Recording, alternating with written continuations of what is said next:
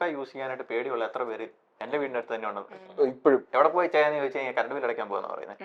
Okay. അതേപോലെ അവർക്ക് ഇത് യൂസ് ചെയ്യാനായിട്ടുള്ള എല്ലാം ഉണ്ട്, അവരുടെ സ്മാർട്ട് ഫോൺ ഉണ്ട്, പക്ഷെ അവർക്ക് അതിനുള്ള ഒരു പേടിയാണ്. ചിലപ്പോ ആ പേടി ഇന്നത്തെ സൊസൈറ്റിക്ക് എല്ലാ കാര്യങ്ങളിലും ഉണ്ട്.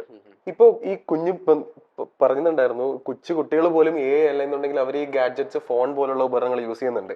അപ്പോൾ അതിലുള്ള വേറൊരു വശം, ഇപ്പൊ ഞാനൊക്കെ പഠിക്കുന്ന സമയത്ത് നമുക്കൊക്കെ 10th സ്റ്റാൻഡേർഡ് വരെ കാൽക്കുലേറ്റർ യൂസ് ചെയ്യാൻ പാടില്ല.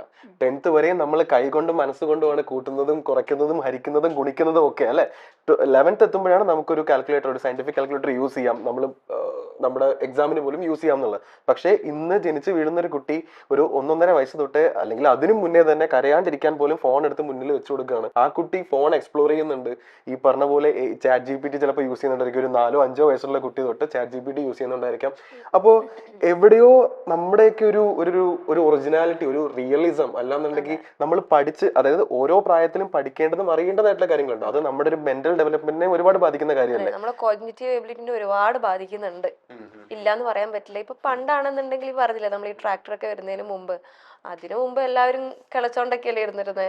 അപ്പം ചിന്തിച്ചു നോക്ക്, നമ്മളെ മുമ്പുള്ള ജനറേഷൻ ഇച്ചിരിയൂടെ നമ്മളെക്കാളും ഫിസിക്കലി ഫിറ്റ് അല്ലേ?